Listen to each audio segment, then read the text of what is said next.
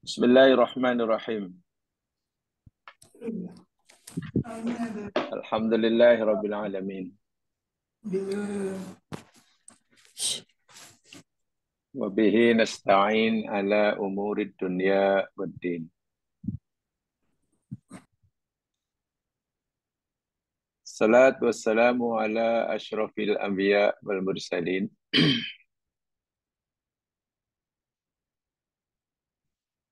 Nabina Rasulina Muhammad wa ala alihi wa ashabihi wa atba'ihi ila yaumiddin.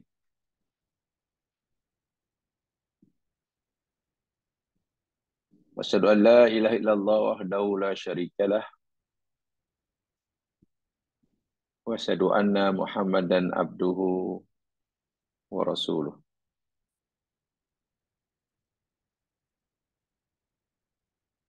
Rabbi shrah li sadri wa yassir li amri wahlul 'uqdatam min lisani yafqahu qawli.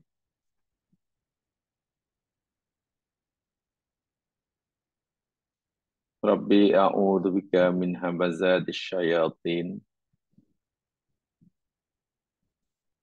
wa a'udzu bika rabbi ayahdurun. Ya Allah, ya Tuhan kami berlindung denganmu ya Allah daripada gangguan syaitan, bisikan syaitan. Dan kami berlindung denganmu ya Allah daripada mereka syaitan mendatangi kami kerana hendak menyesatkan dan menggoda kami. Amin ya rabbal alamin.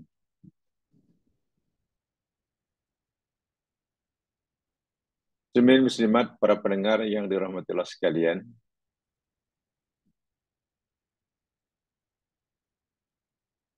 dengan melafazkan Bismillahirrahmanirrahim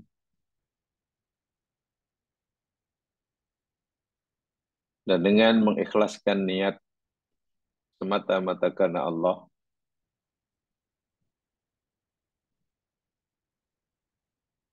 insya-Allah kita akan teruskan siri kajian kita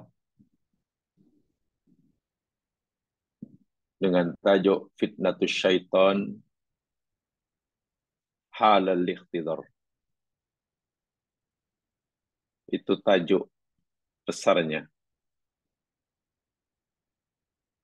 Fitnah, godaan, penyesatan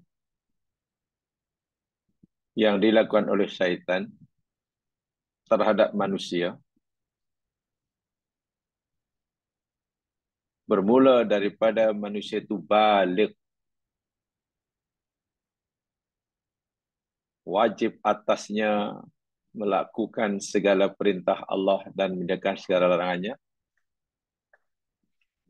hinggalah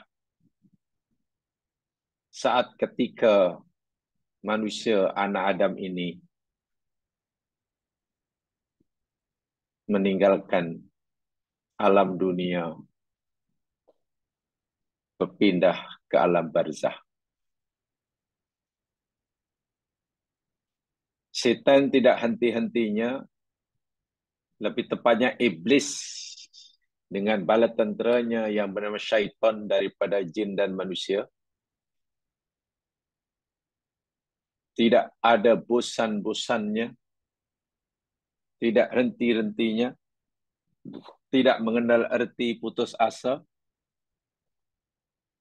berusaha sedaya upaya untuk menyesatkan manusia lebih-lebih lagi. Pada saat-saat akhir, manusia, anak Adam, hendak mengakhiri kehidupannya di dunia ini untuk berpindah meneruskan kehidupannya di alam barzah. Matlamat dan tujuannya satu sahaja. Iblis akan mencari kawan untuk menemaninya kelak di Jahannam. Iblis sendiri telah yakin bahwa dirinya akan menjadi penghuni neraka Jahannam. Sebab itu dia akan berusaha mencari kawan yang akan menemaninya dari golongan jin dan manusia di Jahannam kelak. Karena jika iblis tidak berusaha menyesatkan golongan jin dan manusia pun, ia akan menjadi penghuni Jahannam. Jadi dalam bahasa mudahnya, secara logiknya, daripada masuk Jahannam seorang-seorang, elok cari kawan ramai-ramai. Bahasa mudahnya itulah yang ada dalam kepala iblis.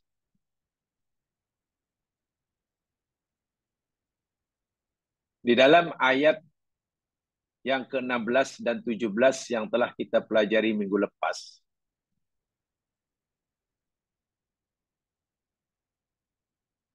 rasa-rasanya tidak ada ruang,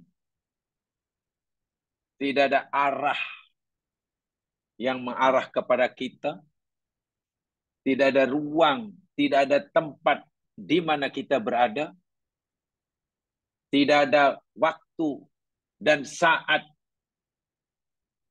di mana kita berada, melainkan semuanya itu akan dimanfaatkan oleh iblis untuk menyesatkan kita. Di mana saja kita berada, dalam keadaan apa sahaja kita berada, bila mana sahaja kita berada. Subhanallah wa a'udzubillah. Sehingga iblis bersumpah dengan nama Allah, dan iblis yakin bahawa usahanya akan berjaya. Dia kata, sebagaimana Allah firmankan dalam penghujung ayat 17 surah Al-A'raf, wala tajidu aktsarahum syakirin. Dan engkau ya Allah tidak temukan, tidak dapati kebanyakan anak Adam atau manusia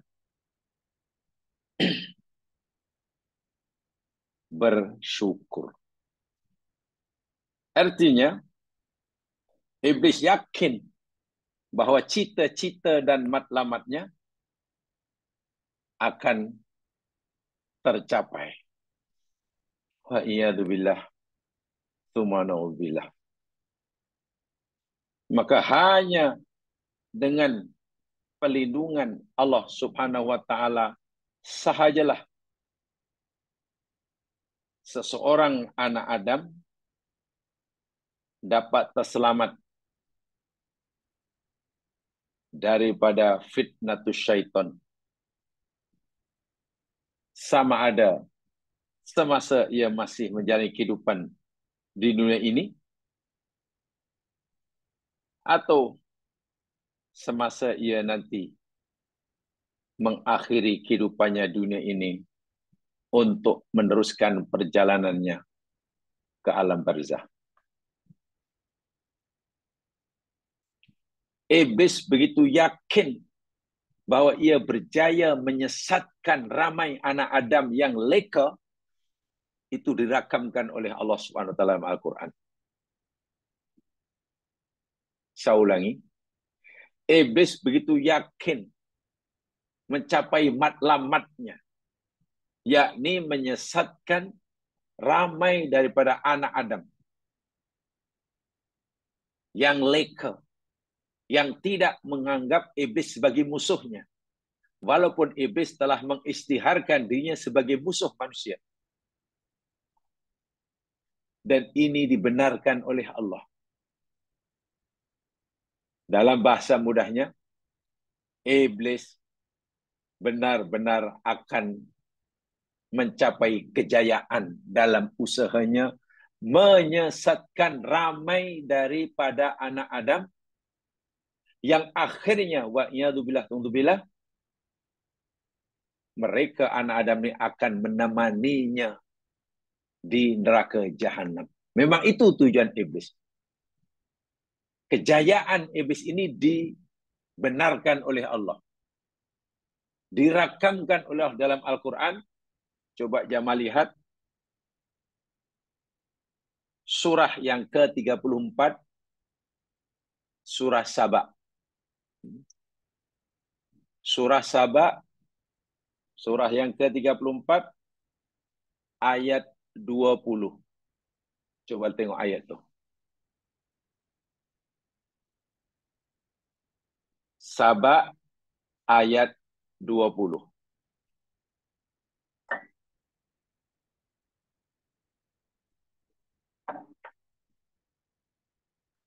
Iblis bersumpah bahawa ia akan sesatkan anak Adam melalui depan, belakang, kanan, kiri, pagi, petang, siang, malam. Ketika manusia sedang makan, sedang minum, sedang berumah tangga, sedang berbelanja, bahkan kita nak tidur, bekerja, sedang beribadah, semuanya dimanfaatkan oleh manusia.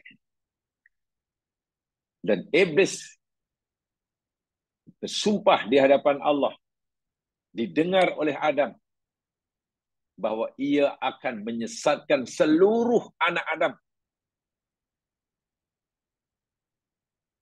Sehingga nanti iblis kata, "Ya Allah, engkau tidak akan dapati kebanyakan manusia itu bersyukur." Maknanya engkau akan dapati kebanyakan manusia kufur menjadi pengikutku. Tentulah ini anak Adam yang leka, yang tak sedar bahawa kemana-mana sentiasa diikuti oleh iblis melalui bala tenteranya. Dan ikrar iblis ini, azam iblis ini rupanya berjaya. Dan kejayaannya pun Allah rakamkan, Allah beritahu kepada kita dalam surah 34 Sabah ayat 20. A'udzu billahi minasyaitonir rajim. Walaqad saddaqa 'alaihim iblisu dhannahu fattaba'uhu illa fariqam minal mu'minin. Allahu akbar wa lillahil hamd.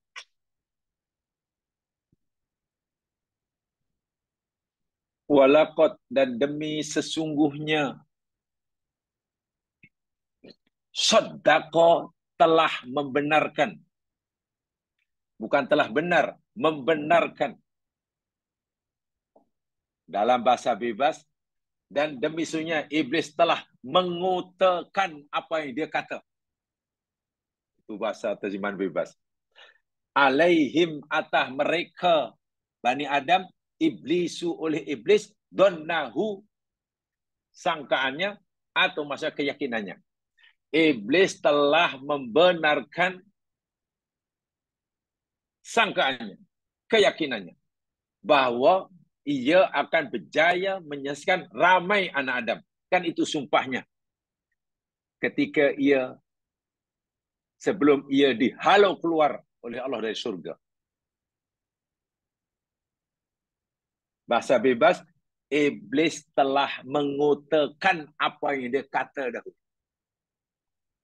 Fattaba'u. Tengok Quran sendiri beritahu kita. Fattaba'u. Lalu mereka ini mereka anak cucu Adam, mengikutinya, iblis. Ramai daripada anak Adam menjadi pengikut iblis. Dan iblis telah memberitahu, bersumpah di hadapan Allah, saya ulangi dahulu sebelum dihalau, ya Allah, aku akan sesatkan semua anak cucu Adam. Dan aku akan kotakan apa yang aku kata ini. Dan Allah benarkan. Iya, iblis telah membenarkan ucapannya. Telah membuktikan apa yang ia sangkakan. Ramai anak cucu Adam mengikutinya. Fattaba'u. Semuakah yang mengikuti iblis? Oh tidak. Illa kecuali farikon, satu golongan, satu kumpulan minal mu'minin. Daripada orang-orang yang beriman. Allahu Akbar. Mana sedikit yang benar-benar bebas. Yang benar-benar terselamat 100% sikit. Kebanyakan majoritinya yakni percaya dipengaruhi oleh iblis. Sama ada yang menjadi teman setianya, mirip kufur seperti mana iblis kufur, wa'iyadzubillah, atau ada yang diperintahkan oleh iblis sehingga melakukan dosa-dosa besar dan tidak sempat bertaubat, walaupun dosa dia lakukan tidaklah menyebabkan akidahnya terbatal, wa'iyadzubillah, sehingga lama dalam neraka. Atau bila ia gagal, iblis akan kasih melalui dosa-dosa kecil, sehingga anak Adam itu meremehkan dosa kecil, sehingga ketika ia melakukan dosa kecil tidak lagi merasa bersalah karena dia fikir kecil aja, bukan dosa besar sangat. Karena menganggap dosa kecil itu dosa yang remeh, baginya tak apa, hingga mati tak bertaubat. Sekecil apapun dosa, jika Allah tak beri pengampunan, ada balasannya. Walaupun tidak kekal dalam neraka, berjaya juga setan iblis menyesatkannya. Yang beribadah disesatkan juga. Yang sholat pun diganggunya. Sama ada yang diganggu hingga peringkat akhirnya tak sholat. Atau kalau sholat pun akhirnya daripada tidak. Atau kalau sholat dengan betul-betul pun division oleh iblis supaya tidak ikhlas, jadi riak. Subhanallah. Atau dia berjaya sholat dengan khusyuk dan betul, tapi sholatnya tidak mencapai matlamat dan tujuan sholat dapat mencegah dirinya daripada fahsya dan munkar, sehingga walaupun sholatnya betul, sholatnya cantik, menepati ketetapan syarak, rajin, tak pernah tinggal, tapi fahsya dan munkar juga istiqomah, ini pun bisikan iblis, sesat juga. Allah membenarkan dakwaan iblis. Bahasa mudah, jika iblis kata, ya Allah, aku akan kotakan sumpahku ini, bahwa aku akan sesatkan seluruh anak Adam, agar ia menjadi pengikut setiaku, atau paling tidak aku mempengaruhinya. Ya, kecuali sikit aja ya Allah, yang selamat daripada mereka. Yang selamat itu sebenarnya ada sikit sekali, yang ikhlas saja. Dalam ayat ini, iblis memberitahu kita, dia tidak akan berjaya mempengaruhi, apalagi menyesatkan orang yang mukhlasin. Satu saja. Satu golongan saja yang iblis tak boleh sentuh langsung. Orang yang ikhlas. Banyak manapun amal ibadahnya. Rajin semanapun ia mengaji. Rajin manapun ia puasa sunat. Banyak manapun sedekahnya. Bila tak ikhlas, iblis sikit pun tak ada rasa takut. Hanya satu kumpulan manusia sahajalah yang paling ditakuti oleh iblis, dan iblis tak mampu. Jangankan menyesatkan, menimbulkan was-was pun gagal. Bahkan dia lari. Siapa satu itu? Mukhlasin. Orang yang ikhlas. Dan iblis membenarkan ini. Mengutakan apa yang diucapkan ini. Sehingga Allah akui dalam ayat ini. Ayat 20 surah Sabah ini. Sungguh iblis telah membenarkan akan apa yang disangka bahwa dia punya keyakinan penuh dapat menyesatkan anak-anak Adam sehingga ramai anak Adam yang mengikutinya kecuali sikit saja dari satu golongan saja daripada orang mukmin. Dan orang mukmin yang sedikit yang iblis tak boleh sentuh itu yang sekalian saya kata tadi orang yang ikhlas. Itu saja yang dia tak boleh buat. Dan ini diakui oleh Allah Subhanahu Wa Taala, diakui oleh iblis dan dibenarkan oleh Allah. Coba jamaah rujuk surah 15 sekarang. Rujuk surah 15, surah Al-Hijr. Al-Hijr.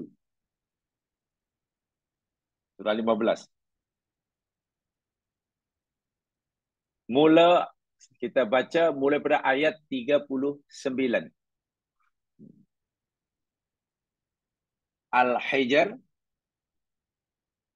mula ayat 39.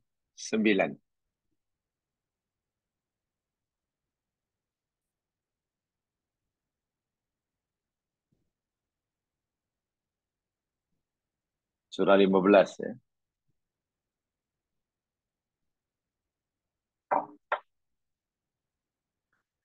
A'udzu billahi minasyaitonir rajim. Allah menceritakan apa yang diucapkan oleh iblis dahulu di hadapan Allah sebelum ia dihalau, diusir daripada surga. Kalau kita perhatikan ayat sebelumnya ini, ketika iblis dihalau oleh Allah daripada surga, karena enggan patuh perintah Allah, yakni sujud hormat kepada Adam, itu dinyata dalam ayat-ayat sebelumnya. Paling tidak yang mau boleh bacalah daripada ayat ke 29, 30, semua malaikat sujud. Tapi ayat 31, iblis tak nak sujud. Ayat 32, Allah tanya iblis, iblis pasal apa engkau tak mau sujud hormat kepada Adam? Kan aku suruh kamu sujud. Iblis jawab dalam ayat 33, ya Allah, aku tak akan sujud hormat kepada manusia yang kau cipta daripada sol min hama'im masnun. Mana boleh bahan yang kau jadikan untuk menciptakan dia min sol min hama'im masnun. Bahasa kami dahulu masa menuntut, bahan yang engkau ciptakan untuk mencipta manusia, ya Allah, hanya daripada bahan biokimiawi. Tanah kan, biokimiawi. Sedangkan aku engkau cipta daripada nar, energi panas. Sangat panas. Energi panas. Nar itu energi yang sangat panas. Bagaimana mungkin Allah murka, lalu Allah hukum iblis, ayat 34, keluar engkau wahai iblis daripada surga. Engkau adalah makhluk yang dirajam. Keluar. Satu. Yang keduanya, Allah hukum iblis, ayat 35, dan akan menimpa engkau laknatku hingga hari kiamat. Ketika kamu menghabiskan umurmu di dunia, laknatku menimpa engkau. Dan nanti ketika kamu masuk ke di akhirat, laknatku pun masih menimpa engkau. Hukuman Allah sangat berat pada iblis. Peliknya iblis bukan segera bertaubat. Seakan-akan seolah iblis menerima hukuman Allah ini. Laknat di dunia, laknat di akhirat. Seakan iblis kata, ya Allah, aku bersedia engkau laknat dunia akhirat. Tapi aku punya satu permintaan saja, ya Allah. Iblis, apa permintaanmu? Ayat 36, Iblis kata, Qala, Rabbi fandini la yumbi'atun. Ya Allah, kalau ia pun diriku engkau laknat dunia akhirat, aku minta satu saja. Beri aku masa. Beri aku tempoh. Panjangkan umurku. Bukan setahun dua. Bukan 100 tahun, bukan 1000 tahun. Tapi beri aku tempoh untuk hidup hingga hari mereka manusia dibangkitkan. Maknanya mereka manusia mati pun, iblis belum mati. Itu yang diminta. Ya Allah, kalau manusia dah mati masuk alam kubur pun, aku mohon jangan kau matikan aku. Kalau manusia dah mati semua, kenapa iblis tak mau mati lagi? Menurut ulama tafsir, iblis nak kejar manusia hingga alam barzah. Tak puas menyesatkan manusia di alam dunia, kalau boleh kejarnya di alam barzah. Itu yang diminta oleh iblis. Umurnya panjang hingga nanti bila manusia sudah dibangkitkan di akhirat, barulah iblis mati. Itu yang dia minta. Lalu Allah Subhanahu wa taala memperkenankan permintaan iblis sebagian dan menolak sebagian. Kan yang diminta dua. Satu, minta umurnya ditangguhkan, dipanjangkan. Itu Allah kabulkan. Permintaan kedua, umur yang diminta itu panjang hingga hari kebangkitan. Yang ini ditolak. Setelah itu Allah kata, Qala, ayat 37, fa'innaka minal munzarin. Ya, iblis. Sesungguhnya engkau makhluk-makhluk yang diberi tempoh dan tangguh. Kamu minta umur kamu panjangkan, iya ya Allah. Itu aku kabulkan. Itu aku kabulkan. Adapun permintaan kamu tangguhan umur itu hingga manusia bangkit di akhirat, itu aku tolak. Itu aku tolak. Sebenarnya umurmu aku panjangkan, kata Allah, ila yaumil waktil maklum. Itu ayat 38. Hingga hari waktu yang ditentukan. Maknanya taklah sampai hari kiamat.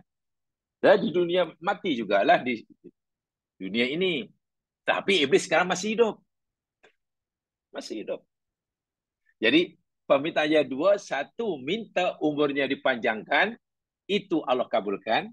Kedua, perpanjangan umur yang dia minta itu hingga manusia bangkit di akhirat. Ini Allah tolak. Saya kata tadi, kenapa iblis minta umur sepanjang itu hingga manusia mati pun kalau boleh dia belum mati? Nak kejar manusia hingga alam barzah. Tak puas rasanya masih di dunia. Yang kedua, dia memang pandai. Cedik. Otak dia cedik. Lawyer buruk lah.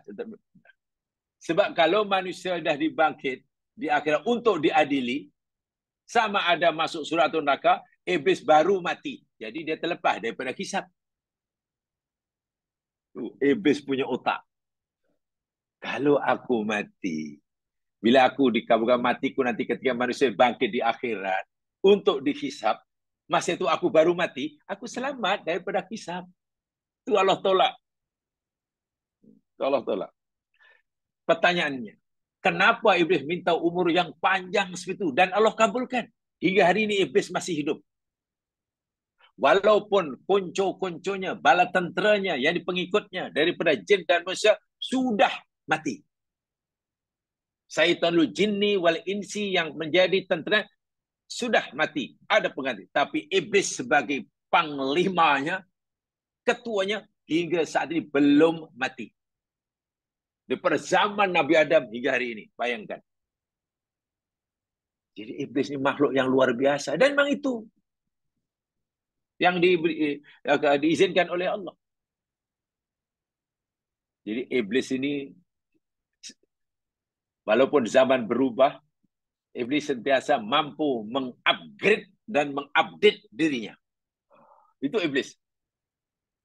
Ketika tok nenek moyang belum tahu apa-apa, hidupnya sangat sederhana di hutan belantara, iblis boleh menyesatkan tok nenek moyang kita. Sekarang anak cucu cicitnya sudah hidup dalam kehidupan yang serba canggih, kemajuan teknologi yang canggih, kemajuan teknologi. Iblis tidak bingung. Iblis boleh mengikuti karena iblis boleh mengupgrade dan mengupdate dirinya. Bahkan mungkin bagi iblis, kalau orang dahulu belum ada kemudahan sosial media pun, aku boleh sesatkan mereka, boleh gaduh, boleh fitnah, boleh mengumpat. Sekarang dengan peralatan yang canggih, lagi senang aku sesatkan manusia. Iblis ini tidak pernah ketinggalan zaman. Dia sentiasa up to date. Tak pernah out of date.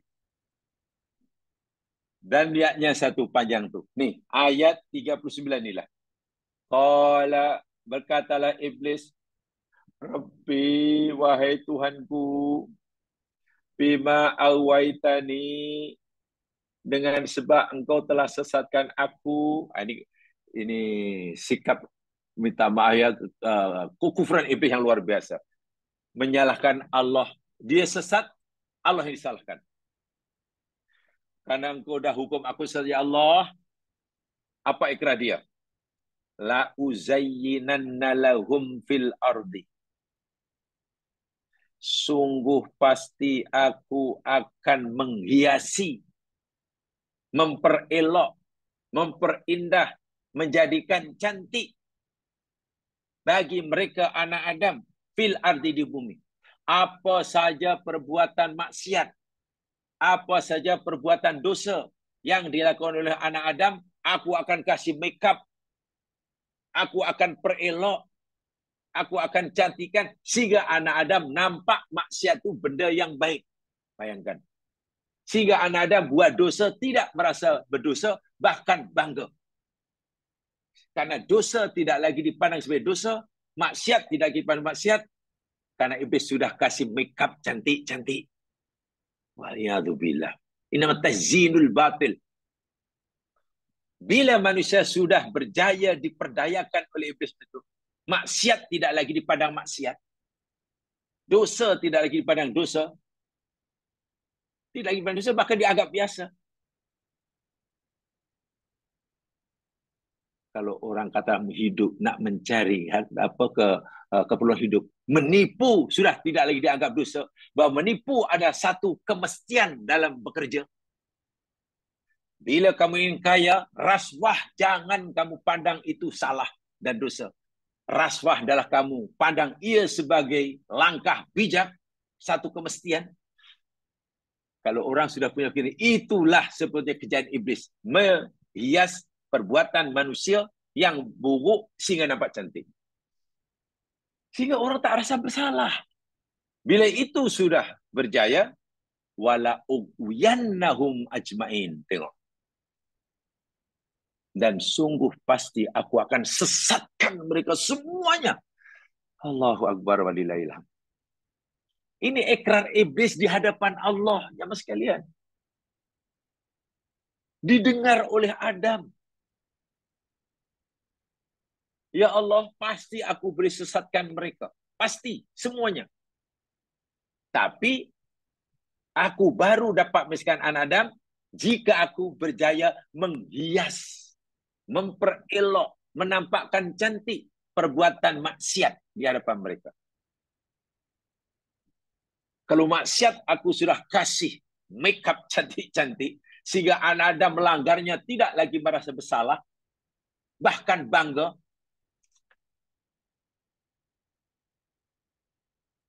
Kalaulah katalah menghina saya Muslim dianggap satu kebiasaan. Zaman sekarang wajar, benda itu biasa. Kalaulah mengumpat dianggap suatu, ya mengumpat, benda biasalah, semua orang mengumpat. Tak salah, biar benda kecil, remeh. Kalau mendedahkan orang dianggap, ya ini modern. Ini modern. Ini bukan zaman tok nenek moyang. Kemana-mana berbalut. Sehingga tak rasa bersalah. Bahkan ada rasa bangga. Menyimpang, melanggar hukum hakam syarak dalam mencari rezeki yang Allah tetapkan. Dianggap satu kemestian dalam hidup. Sebab kalau tak buat, nanti ketinggalan. Semua orang buat. keinginannya untuk mendapatkan harta yang banyak sangat kuat. Sementara kalau dia ikut peraturan yang diberikan oleh agama, pasti tak mungkin dapat mencapai cita-citanya. Baru aku akan mencapai citaku, mendapatkan itu jadi orang ini, kalau ini dilanggar. Sehingga melanggar tidak rasa bersalah. Ingat, ini sudah kena perangkap iblis, dan iblis dengan senang menyesatkan orang seperti ini.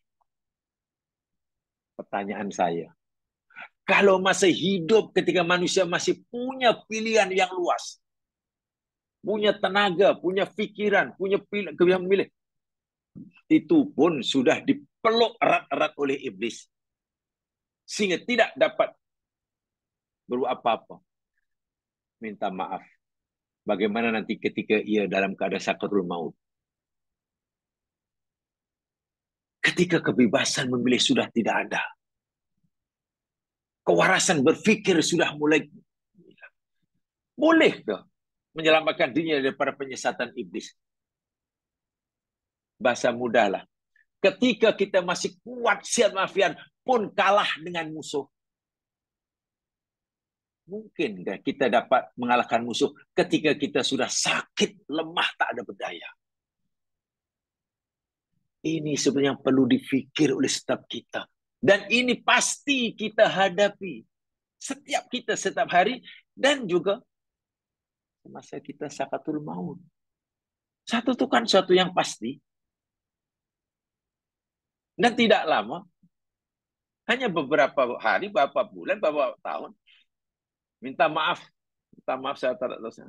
Bagi orang seperti kita sekarang ini, termasuk saya, tak mungkinlah kematian kita 100 tahun lagi. Tak mungkin. Tak mungkin. Oh, tak apa, lama lagi, 100 tahun lagi, saya baru mati. Ya Allah, ya Tuhanku. Iblis bersumpah, sungguh pasti aku akan sesatkan mereka semuanya. Tengok, la'u'yan wajmain. Tapi iblis rupanya, dia menyadari akan keterbatasan kemampuannya. Iblis juga menyadari ada anak Adam yang langsung tidak boleh disentuh olehnya. Karena Adam ini sangat kuat. Lalu iblis kata apa? Ayat 40. Illa ibadaka minhumul mukhlasin. Kecuali hamba-hambamu ya Allah, daripada mereka anak cucu Adam, al-mukhlasin. Terjemahan hamba maksudnya yang terpilih atau yang disucikan, yang dibebaskan. Orang ikhlas lah. Kecuali hambamu yang ikhlas. Itu saja yang aku tak boleh pengaruhi. Orang banyak solatnya, aku tak takut aku boleh sesatkan. Orang rajin baca Quran pun aku boleh sesatkan. Orang rajin puasa pun aku boleh.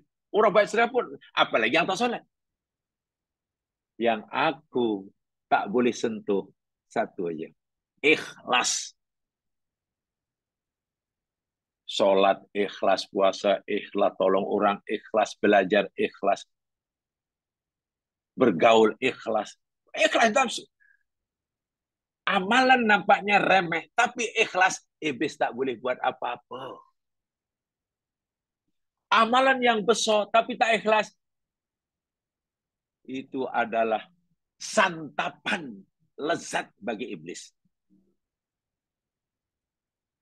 Dahulu pernah kita pelajari jamaah sekalian ya. Ketika kita belajar tentang syahid dahulu. Mati syahid itu kan amal yang paling besar.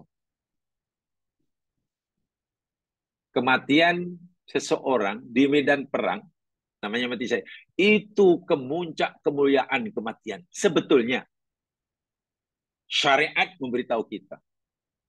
Agama memberitahu kita. Orang yang mati syahid itu luar biasa. Mulianya di sisi Allah. Sehingga tak perlu dimandikan. Tak perlu tukar baju yang perlu darah. Tak perlu disolatkan. Terus saja ditanam apa adanya. Masya Allah. Allah janjikan surga tanpa hisab. Bayangkan. Betapa mulia dan besarnya mati syahid di sisi Allah. Tapi tiba-tiba, amalan yang sangat besar menurut syarat di sisi Allah. Bila si mati syahid tidak ikhlas dalam berjuang, tempatnya neraka. Dalam hadis Bukhari. Orang mati syahid di rumah neraka. Apakah silap kematiannya?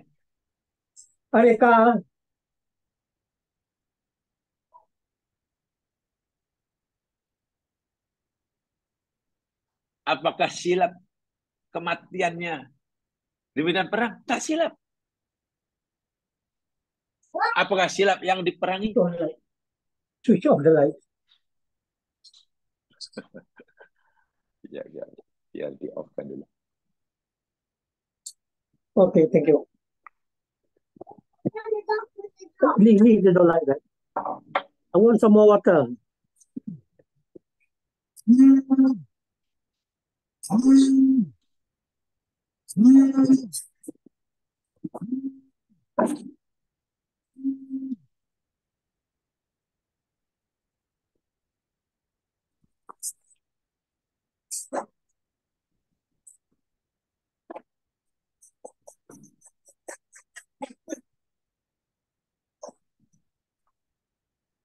Ya. Tengok amalan yang sangat besar macam itu pun iblis boleh sesatkan. Pasal apa? Tak ikhlas. Allah kata awak riak. Allahu Akbar.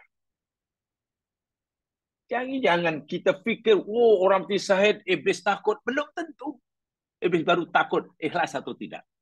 Kalau tak ikhlas, orang mati syahid pun iblis tak takut. Hafal, pandai, mengerti Al-Quran pun bila tak ikhlas, iblis tak takut. Dermawan yang paling banyak, dermanya pun, iblis tak takut jika tak ada keikhlasan. Tapi, ada orang, tengok amalannya bukan besar sangat. Bukan besar sangat. Ini kali-kali saya sebutkan. Apa amalan kebaikan yang dibuat?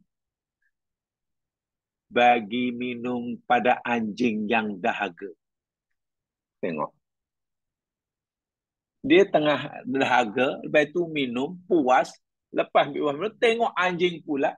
Sebelahnya ada anjing kehausan, dahaga. Tengok kasihan pula. Allah, kasihannya lah anjing itu. Ini makhluk Allah. Tentulah dia akan merasakan sakitnya dahaga. Sengsaranya dahaga. Macam saya tadi. Tak disuruh oleh sesiapa. Tak ada orang suruh. Tak ada orang nampak. Tapi hati kecilnya, Allah, kasihannya lah. Susah payah naik turun, perigi, ambil air. Menggunakan capalnya. Bagi minum pada anjing tadi. Hingga anjing itu hilang dahaganya. Puas dan anjing itu pergi. Lalu hamba Allah tadi syukur pada Allah. Terima kasih ya Allah. Terima kasih. Ia lakukan benar-benar karena Allah. Kalau nakkan balasan daripada anjing, takkan anjing akan balas bila nak balas. Anjing pula, entah anjing liar pula tu. Nak dapat penghormatan daripada orang, siapa nak menghargai perbuatannya, tak ada orang nampak. Hadis itu cerita tentang orang yang ikhlas. Berkat keikhlasannya, walaupun amal itu nampaknya remeh, kecil, dosa orang tu diampun oleh Allah. Iblis geleng-geleng kepala tengok orang macam tu. Iblis hanya geleng-geleng kepala, mati akal sampai ketuk-ketuk kepala dari dia lah. Pukul-pukul lah. Hari rugi aku jumpa orang macam ini. Dia bukan melihat amal zahirnya kecil aja. Tapi keikhlasan itu yang membuat iblis lari ketakutan. Sebenarnya tengok orang mati syahid tadi, ini bukan lari kerana mati syahid itu sangat besar. Tengok, rupanya tak ikhlas. Jadi ia menjadi santapan lezat baginya. Betul kata iblis, hanya hamba-Mu yang ikhlas saja ya Allah, yang aku tak boleh sentuh. Inilah pentingnya ikhlas. Itu satu bab sendiri. Betulkah ucapan iblis ini? Dia akan selesaikan semua manusia. Yang ia tak boleh selesaikan hanya orang ikhlas, yang ikhlas saja dalam semua. Bekerja ikhlas, berkawan ikhlas, bertamu ikhlas, berniaga ikhlas, semualah. Betul. Allah benarkan. Apa respon Allah terhadap ucapan iblis ini? Ayat 41. Qala, berfirman Allah. Hadza siratun alayya mustaqim. Berfirmanlah Allah, hadza, inilah. Maknanya beramal ikhlas semata-mata karena aku. Inilah siratun alayya mustaqim. Jalan yang lurus menuju aku. Jalan yang lurus, sirat mustaqim, alayya, atas aku, untuk menuju aku, untuk menemui aku. Satu aja. Ikhlas dalam semua amalan dan tindakan. Memberi ikhlas, tak memberi pun ikhlas, memberi nasihat ikhlas, tak memberi pun ikhlas. Lillahi ta'ala. Inna sholati wa nusuki wa mahyaya wa mamati lillahi rabbil. Itu saja. Bila itu diamal, dipraktikkan, dan Allah akui, iblis menjadi kecil, lemah. Umar diberitahukan oleh Nabi, salah seorang sahabat yang paling ditakuti oleh iblis dan setan. Dalam hadis sahih, bila Umar lalu di sebatang jalan, katalah dari arah selatan banyak ke utara, tiba-tiba ada iblis atau setan nak lalu jalan yang sama dari utara ke selatan, tengok Umar depan, dia lari lintang pukang. Wah, Umar tak baca apa-apa pun. Umar belum baca Al-Fatihah, Umar belum baca ayat kursi, dia sudah lari. Kenapa? Karena Umar terkenal keikhlasannya. Semua dia lakukan itu hanya semata-mata karena Allah. Dan itu sudah sebati dengan jiwanya. Terpancar daripada hatinya. Nah, pancaran ikhlas di hati itulah yang akan mulakan nur yang sangat kuat sekali. Bahasa mudahnya, nur yang sangat kuat pancarannya, sehingga iblis yang hanya tercipta daripada energi api tak mampu nak memandangnya. Lari dia. Iblis kan hanya daripada api ya mas kalian. Iblis jumpa malaikat kan lari kan? Ya logiknya macam mana tak lari? Ia hanya daripada api. Malaikat bernur. Lari lah. Dan orang ikhlas tu hatinya memancarkan nur. Itu dia lari. Belum baca apa-apa Umar. Kita mungkin walaupun dah baca ayat kursi, makin kenapa iblis tak lari-lari? Walaupun kita dah baca ayat kursi. Inilah keikhlasan. Allah benarkan. Ya iblis, hambaku anak Adam yang beramal semata-mata karena aku, inilah jalan yang lurus. Lalu Allah tegaskan dalam ayat 42, inna ibadi, sesungguhnya hamba-hambaku, anak Adam, laisa laka, tiadalah bagimu wahai iblis, alaihim, atas mereka hamba-hambaku, sultanun, kekuasaan. Tengok. Iblis mengaku, ya Allah, aku tak ada kekuasaan untuk mencarikan hamba-Mu yang ikhlas. Lalu Allah jawab, ya iblis, engkau tak punya apa-apa kemampuan untuk menyesatkan hamba-Ku yang ikhlas. Jadi betul, iblis mengakui dan Allah, ya. Hamba-hambaku yang boleh engkau pengaruhi, wahai iblis, bahkan boleh kamu jadikan jadi pengikut temanmu, wahai iblis, illa, kecuali man, siapa yang daripada anak cucu Adam ni, ittaba'aka, yang mengikuti engkau, minal ghawin, daripada orang-orang yang sesat. Ghawin itu orang yang menyeleweng, tergelincir daripada jalan yang lurus. Jalan yang lurus kepada aku, kata Allah dalam ayat ini, orang yang ikhlas dalam semua tindakan. Maknanya bila orang itu buat apa saja yang aku suruh, tapi tidak ikhlas, ia telah keluar dari landasan. Begitulah maksudnya. Orang yang gawin di sini maksudnya orang yang keluar, yang menyeleweng dari Siratul Mustaqim. Apa Siratul Mustaqim? Dalam ayat maksudnya, orang yang beramal semata-mata karena aku. Itulah Siratul Mustaqim. Bagaimana orang yang beramal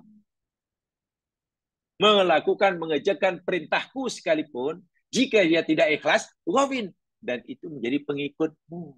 Situ iblis tak takut pada orang baca Quran jika tidak ikhlas. Oh, iblis tidak takut pada orang mati syahid jika ia tidak ikhlas. Iblis tidak takut pada orang yang dermawan jika ia tidak ikhlas. Iblis tak takut dengan orang yang puasa jika tidak ikhlas. Tapi iblis cukup takut lari lintang pukang kepada orang yang amalnya hanya bagi minuman kepada anjing yang dahaga karena ikhlas. Ini perlu kita amalkan, praktikkan setiap hari selama kita masih dunia. Karena tadi saya katakan, bila kita sudah sentiasa menang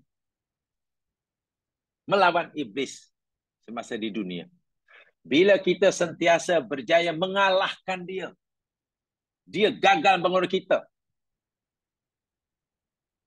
Pagi, petang, siang, malam, masa kita bekerja, masa kita solat, masa kita tidur, masa kita makan, iblis berjaya kita kalahkan.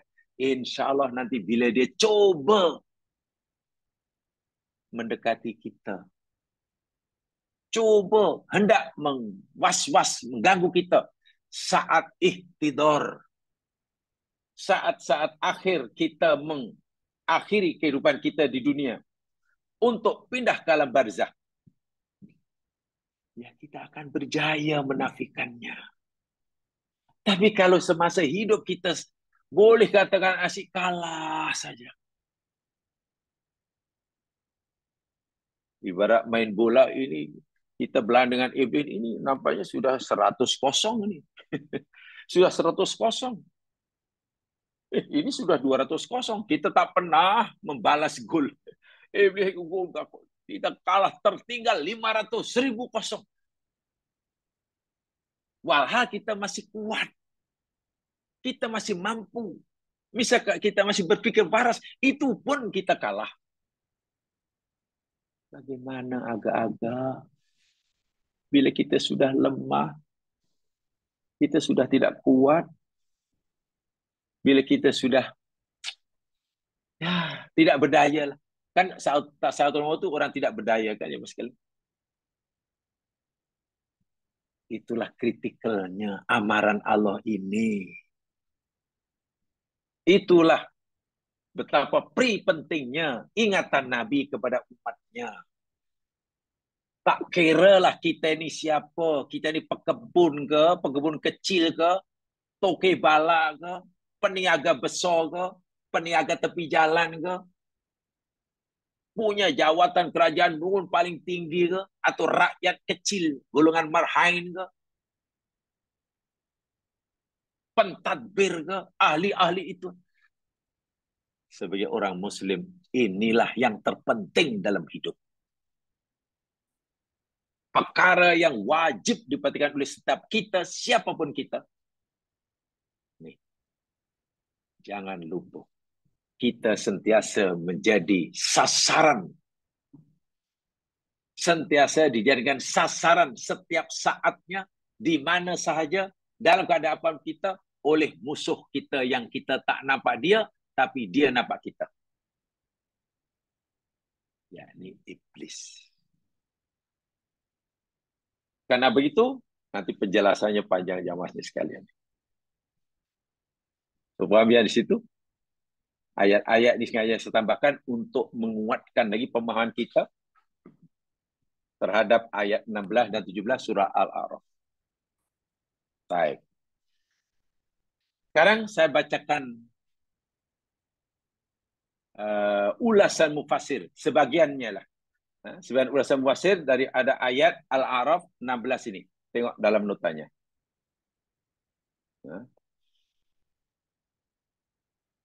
Yaqulu Ibnu Jarir At-Tabari. Ini ulasan mufassir Imam At-Tabari. Imam At-Tabari jamaah sekalian, gelaran dia yakni Imamul Mufassirin. Masya Allah. Kalau dalam hadis mungkin dianggap tokoh hadis yakni Bukhari lah. Bukhari, Al-Bukhari Muslim, wah itu memang imam muhadisin lah. Dalam tafsir pun ada ketua dia. Imam dia ada. Namanya Ibnu Jarir At-Tabari. Itu tokoh mufassir. Jadi saya kutip berapanya dalam kitab beliau Jami'ul Bayan. Dalam kitab beliau nama Jami'ul Bayan, apa kata Imam At-Tabari? Ini saya kutipkan. Makna ayat yang ke-16 dan 17 surah Al-A'raf itu yakni tsumma la'atiyannahum. Kemudian sungguh pasti aku akan datangi mereka. Sungguh pasti aku akan temui mereka min jami'i wujuhil haqqi wal batil. Allahu Akbar. Iblis bersumpah, sungguh pasti aku akan datangi, temui mereka anak Adam ini dari semua arah. Dari semua jalan. Dari semua perbuatan. Sama ada yang hak atau yang batil.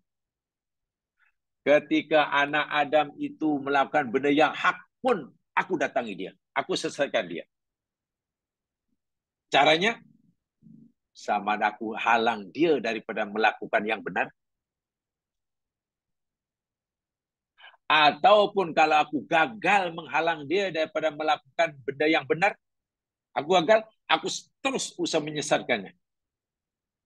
Pastikan ia melakukan mengerjakan yang benar itu tidak sebagaimana yang disuruh oleh Allah.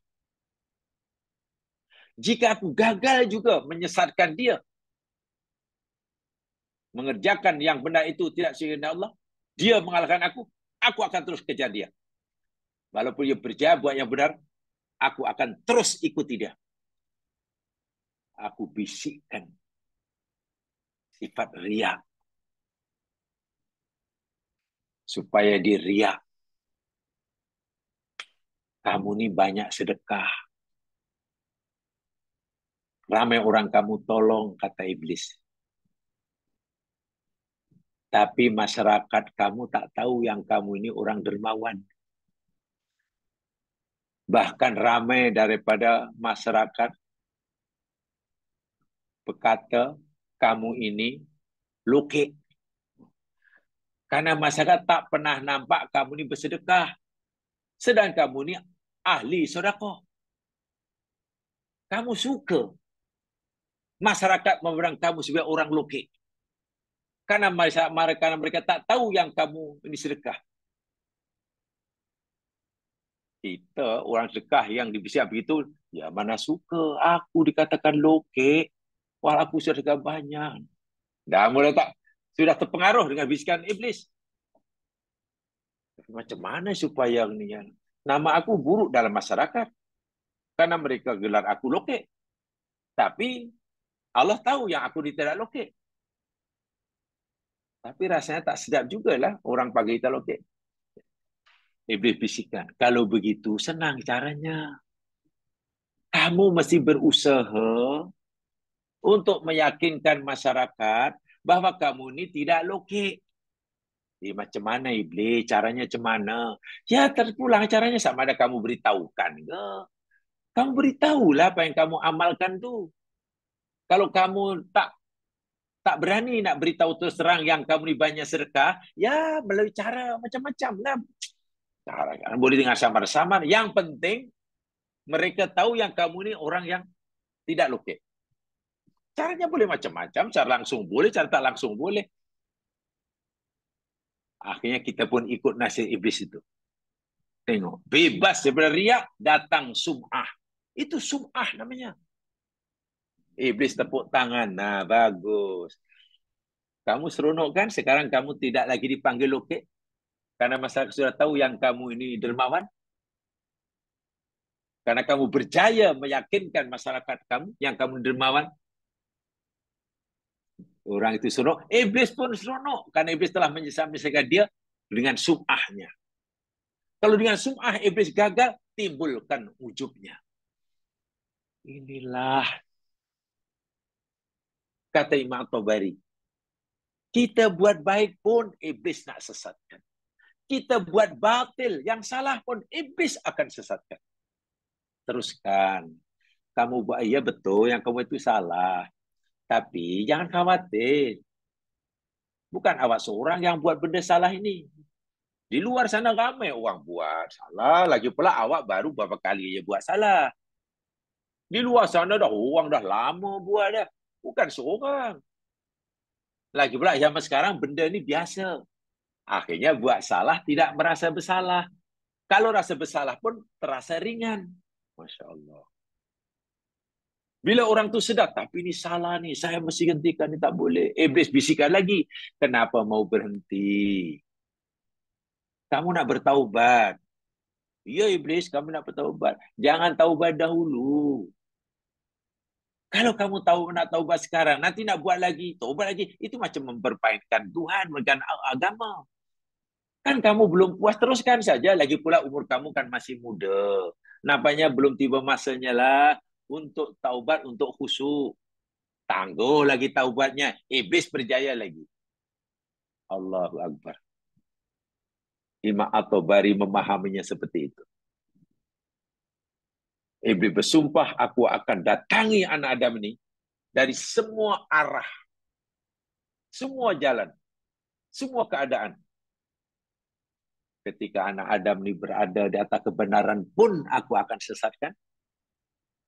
Ketika anak Adam ini berada di atas kebatilan pun aku sesatkan. Fa'asuddahum anil haq. Kalau dia nak melakukan kebenaran, aku halang. Aku halangi. Supaya tak jadi. Kalau jadi pun, aku pengaruhi lagi. Sampai ia berjaya. Wa uhassinu lahumul batil. Tadi saya sudah sampaikan. Dan bila anak Adam itu melakukan benda yang batil, aku akan cantikkan kebatilan itu. Aku akan perelok, perindah. Kasih make up. Sehingga maksiat tak lagi terasa maksiat, tapi terasa ketaatan. Allahu Akbar. Ibaratnya botol yang isinya racun. Botol isinya racun. Tapi dibungkus tu sika madu asli daripada Yaman. Racun tapi dibungkus madu. Terpedaya dia. Subhanallah. Wasyaitanu. Ya, ini masih kata yang bicara ya. Wasyaitanu yuhawilu ayastaghilla mawadinad du'fi. Dan syaitan itu yang mas sekalian, yuhawilu sentiasa berada atau mengubah, menyebabkan manusia untuk sentiasa yastaghilu mawadinad du'fi.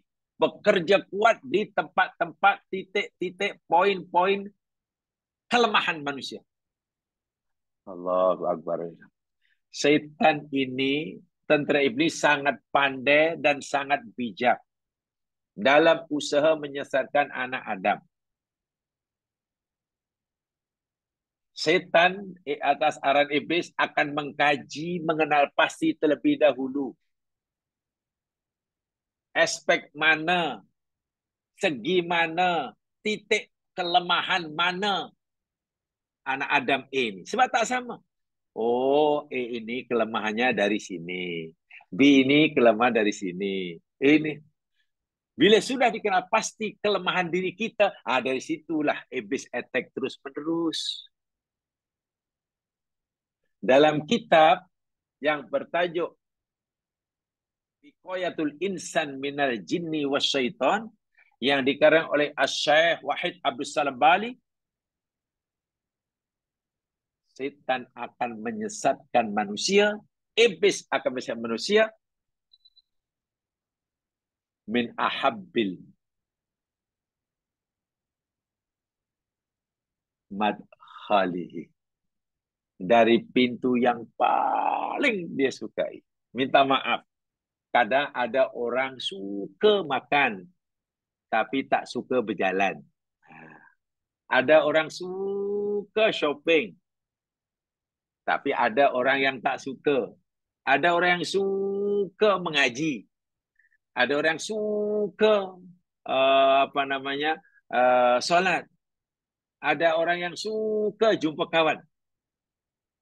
Dalam pakaiannya hobi-hobi itu. Apakah suka mengaji tak baik? Baik. Apakah orang yang suka tolong orang itu tak baik? Baik. Apakah orang yang mungkin makan itu tak boleh? Boleh. Tapi hati-hati kalau kita suka pada sesuatu perbuatan. Iblis akan serang kita melalui apa yang kita sukai. Orang yang suka solat, dia akan sesatkan melalui solat. Ya, boleh solat. Bagaimana cara menyesatkan iblis melalui orang yang suka solat? Pertama, dalam kitab itu disebutkan. Karena begitu semangat, begitu tinggi semangatnya untuk solat, untuk meraih pahala sebanyak, akhirnya solat tidak ikut sebagaimana yang Nabi ajarkan. Macam-macam solat dia. Ada solat Isnin, solat Selasa, solat Rabu, solat Khamis, solat macam-macam. Sehingga banyak bid'ah yang dilakukan. Suka wirid, macam-macam wirid dilakukan, termasuk wirid tahap apa. Sesat itu, disahkan melalui bid'ah. Ya. Jika gagal, tadi dimasukkan riak. Masya Allah. Bila gagal, masukkan sum'ah. Bila gagal, masukkan lagi ujub. Orang yang suka jalan-jalan, iblis akan sesatkan melalui hobinya yang suka jalan. Orang suka makan, iblis akan sesatkan hobinya suka makan. Orang yang suka bekerja, memang kaki kerja lah, berkolik, iblis akan sesatkan melalui pekerjaannya. Jadi hati-hati kalau kita punya hobi, khusus ya Mas kan. Suka itu. Ini bahaya nih kalau orang punya banyak benda yang dia suka. Itu suka-suka. Wah, itu mana senang bagi iblis. Karena iblis telah mendapati poin-poin titik-titik aspek tertentu yang telah dikenal pasti kelemahan diri kita. Ini bahaya. Mawatinu dha'fi. Sebab itu hati-hati kalau kita punya kecenderungan pada sesuatu. Oh, ini bahaya nih, ini tak boleh. Sebab biasanya kalau sudah suka nih jam apa yang sudah suka? Sering kali manusia ini condong cenderung melampaui batas. Gitulah. Hobinya sholat. Kan kalau hobi, boleh jadi nanti kesungguhan sholat akan melampaui yang dibenarkan. Hobinya jalan-jalan akan melampaui. Sentiasa mujawazatul had. Itu yang perlu dijaga. Fa'idha wajadal bala' qad istadda 'alal mu'min. Kalaulah manusia itu sudah dikenal pasti titik-titik kelemahannya di aspek mana, iblis akan terus fokus di situ, attack di situ. Maka apabila si anak Adam tadi mendapatkan bala, ditimpa ujian, hobinya jalan, tiba-tiba dah tak boleh jalan. Hobinya jumpa kawan dan borak, tiba-tiba dah tak boleh jumpa kawan dan tak boleh borak. Ya karena musibah. Musibah macam-macam, boleh jadi sakit lah, boleh jadi hilang barang, boleh jadi macam. Yang pasti dia sudah tidak lagi mampu meneruskan hobinya. Hobinya apa? Oh, hobinya main bola. Tiba-tiba dah tak boleh main bola. Semua jenis bola lah. Bola sepak, bola tampar, bola baling, bola pukul, bola keranjang, bola golf. Macam-macam bola. Kan bola macam-macam. Kalau itu sudah di hobi, tiba-tiba dia ditimpa musibah sehingga tidak mampu lagi meneruskan hobinya. Kata berlaku situ. Apa? Istadda alal mu'min. Musibah itu dirasa sangatlah berat. Sakit terasa sangat sakit. Walaupun sakit itu tidak seberapa. Tapi yang menambahkan ia terasa begitu berat sakitnya sebenarnya karena terhalang dirinya daripada meneruskan hobinya. Itu yang membuat dia sakit. Yang menambah rasa sakit yang dia itu karena ia terhalang, tidak lagi mampu meneruskan minatnya. Jadi jiwanya itu merana. Sehingga mampukah orang itu bersabar bila musibah? Bila musibah itu terasa begitu berat? Susah. Jadi iblis sudah percaya. Semestinya si mukmin ini bersabar bila musibah, hanya tidak mampu bersabar. Karena musibah itu rasa terlalu berat. Wah, tak seberat manapun. Dari segi zahiriah, dari segi luaran, secara physically, taklah berat manapun musibah itu. Tapi jiwanya itu tertekan sungguh oleh karena dia tidak lagi mampu melakukan, mengikuti keinginan, hobinya selama ini. Dan iblis waktu hanya tepuk tangan. Bagus, bagus. Sehingga tidak mungkin orang yang mampu bersabar. Mengeluh ada. Kenapa saya ni? Semua tak jadi. Ya, habislah. Wiridnya habislah. Sebenarnya jam sekian ni saya sudah. Wah, mungkin di Padang pula. Sebenarnya saya ni sudah jumpa sepatutnya. Macam-macam. Kehilangan apa yang hobi itu menyakitkan sungguh. Sehingga kesabaran, kemampuan untuk bersabar tak ada. Dan itu tujuan iblis. Setelah itu karena iblis dari awal lagi berjaya mengesan mana titik-titik kelemahan yang ada di diri kita. So, hati-hati kalau kita punya hobi. Pastikan jangan sampai melampaui batas. Wal karbu qad istahama. Susah, gelisah, merana, mengeluh. Fa innahu yadkhulu min tariqihi lusna alaihi imanahu. Iblis akan masuk melalui jalan ini sehingga iblis berjaya merusakkan keimanannya, imannya. Allahu Akbar. Musibah tak seberapa. Tapi karena iblis sudah berjaya mempengaruhinya, iman jadi rusak. Macam mana iman jadi rusak? Sebab boleh jadi orang itu katalah mula mengeluh. Lalu menyalahkan. Merasa Allah tidak berlaku adil. Itu sudah mulai rusak imannya itu. Mengeluh itu sendiri sudah tidak percaya pada Allah. Tak sabar. Lalu ada terlintas hatinya, Allah merasakan Allah tak berlaku adil. Tak sepatutnya gitu. Lebih parah lagi, yang menuduh Allah zalim. Wah. Sehingga pikirnya, apa salahku? Apa dosa ya Allah, kenapa? Itu pertaruhannya iman ya sekalian. Ya, iblis tepuk tangan lah. Fayakunu min ahlin nar wa iyadu billah. Jika iman orang itu sudah rusak bahkan hilang, ya, dan nanti akan menemani iblis lah di neraka. Ia akan menjadi penghuni neraka. Wa iyadu billah. Wala syakka anna halal ikhtidar hala kurabin wa syiddah. Dan tidak ragu lagi, tidak syak lagi. Sesungguhnya keadaan seseorang ketika menghadapi kematian, ikhtidar, itu adalah halu kurabin wa syiddah. Itu keadaan kesusahan yang amat dahsyat, yang amat sangat. Fasakaratul mauti amruha azimun wa syadid. Dan sakaratul maut, kehilangan kesadaran seseorang menjelang kematiannya, itu ada perkara yang sangat besar dan dahsyat. Dan itu saat-saat yang genting serta kritikal bagi seseorang, karena saat itulah yang betul-betul akan dimanfaatkan oleh iblis. Iblis tidak mau melepaskan peluang keemasan baginya untuk memastikan anak Adam ini menjadi teman yang menemaninya di akhir. Wa'iyadzubillah. Waqad wajah Nabi sallallahu alaihi wasallam mina as-sayful adib. Dan Nabi SAW telah memberitahu kita ini, menghadapinya dan memberitahu kepada kita tentang keadaan ini. Di dalam hadisnya, hatta kana yaqulu sallallahu alaihi wasallam, sehingga adalah Nabi sallallahu alaihi wasallam bersabda, bersumber daripada Ummul Mukminin Aisyah radhiyallahu anha,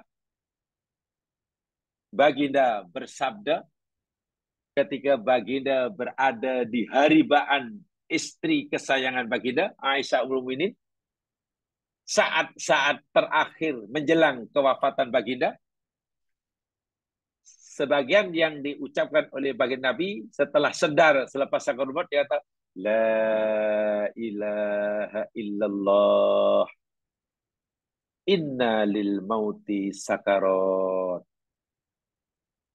La ilaha illallah, inna lil mauti sakarat. Tiada Tuhan yang berhak disembah melainkan Allah. Dan sesungguhnya kematian itu ada azabnya. Lil mati sakarat. Sakarat diartikan siksa.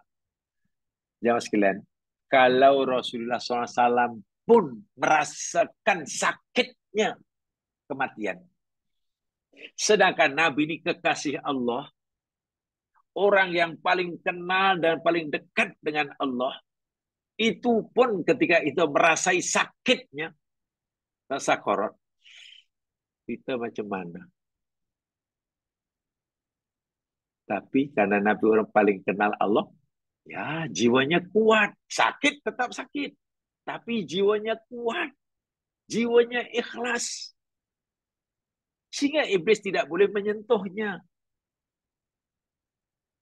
So itu tadi dikatakan oleh Imam At-Tabari, kalau masih hidup di dunia dicuja sikit pun sudah tidak sabar. Musibah sikit pun sudah tidak sabar. Walaupun tak seberapa. Tambah berat, tambah berat. Karena hakikatnya yang menambahkan beratnya musibah itu bukan musibahnya semata-mata. Tapi yang menambah musibah terasa begitu berat, sebetulnya bagi orang tadi, dia merasa terhalang lagi, tidak lagi mampu meneruskan hobinya. Itu saja. Itu hati-hati kalau sudah punya hobi yang jadi titik kelemahan tuh. Seseorang yang satu hari bila tak jalan-jalan katalah demam. Oh, jalan-jalan satu kebahagiaan. Seseorang yang bila satu hari tak main bola, tak baling bola, tak pukul bola, demam katalah. Tiba-tiba tak boleh main lagi selama seminggu. Wih, berat itu dirasakan. So kalau menghadapi ujian dunia yang remeh, yang kecil itu pun hatinya tak mampu sabar, tak kuat, rapuh. Sehingga iblis boleh mempengaruhinya. Macam mana nanti ketika dalam sakaratul maut, yang semua keinginan sudah tidak boleh dilakukan lagi. Semua hobi sudah tidak boleh dituruti lagi. Badan lemah. Kalaulah jiwa itu tak kuat. Bukankah wa'iyadzubillah, iblis sangat perkasa di hadapan dirinya. Sementara dirinya begitu lemah di hadapannya. Dan itu saat yang paling kritikal dalam hidup. Nabi pun merasakan sakitnya kematian. Ya, tetapi jiwa Nabi ini kuat. Kuatnya bukan hanya semasa baginda nak wafat. Jiwa Nabi kuat itu memang daripada kecil lagi. Maklumlah Nabi. Tapi Nabi beritahu ini agar kita mencontohinya. Contoh, sentiasa mensyukuri setiap nikmat Allah yang diberikan sekecil apapun. Nabi contohkan. Lagi, sentiasa sabar terhadap ujian Allah seberat apapun. Dan Nabi contohkan. Lagi, Nabi suruh kita sentiasa mampu redha terhadap apa saja qada dan qadar Allah seburuk apapun. Bila itu kita latih sepanjang hayat kita, sentiasa istiqomah buat apa yang Allah suruh seberat apapun. Apapun halangannya, apapun risikonya. Meninggalkan larangan Allah sekuat tenaga, apapun akibatnya. Bila itu dilatih semasa hidup, ya nanti jiwa itu jadi kuat.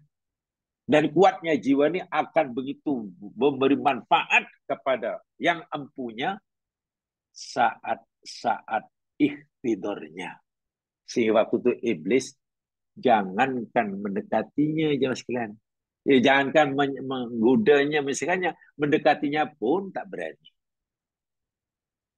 Tentang adakah kematian itu sakit? Iya, Nabi pun merasakan sakitnya. Ini kata Nabi. Inna lil mauti sakarat.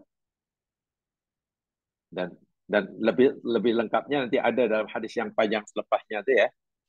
Dalam hadis yang panjang selepasnya itu dinyatakan bagaimana saat halul ikhtidar, keadaan Nabi ketika wafat macam mana. Tapi ingat ya, ini Rasulullah, setan memang lari. Iblis memang tak boleh mendekat. Bukan iblis tak mendekati ketika Nabi nak wafat saja. Masa hidup pun setan ni lari. Macam Umar tadi lah. Jangankan semasa mati, masa hidup pun. Umar masih hidup pun setan ni takut. Dan sekarang ini, oleh sebab itu, agar kalau kita mau bebas dari penyesatan fitnah iblis semasa iktidar, dan itu saat kita, hendaklah kita melatihnya semenjak kita sehat hidup di dunia ini.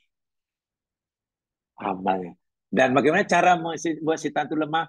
Ayatnya telah kita pelajari. Satu ya syaratnya. Ikhlas. Buat apapun ikhlas. Bagi salam orang ikhlas, datang jumpa kawan ikhlas, bagi nasihat ikhlas, memberi ikhlas, menolong ikhlas, solat ikhlas. Semua hanya lillahi ta'ala. Tidak fikir apa kata orang, nanti puji ke tak puji, akui ke tak akui. Yang penting Allah tahu apa yang kita buat, yang penting Allah hargai kita buat, sudah. Yang penting malaikat sudah rekodkan, sudah.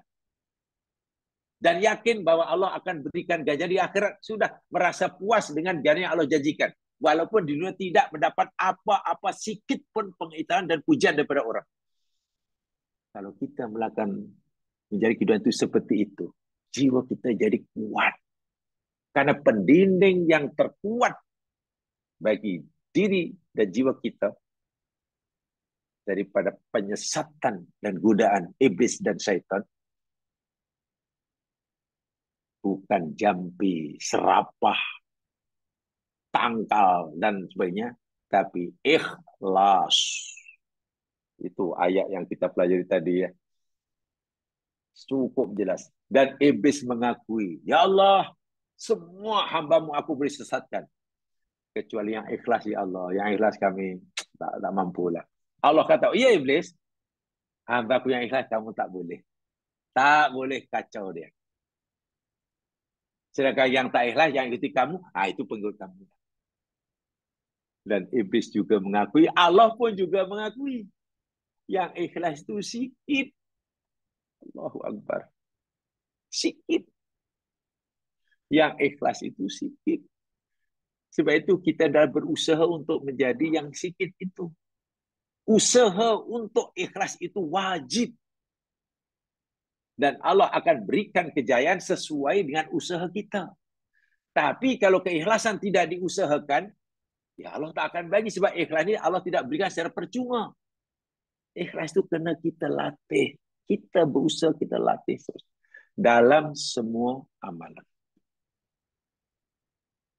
Ya, mah, yang daripada sekalian.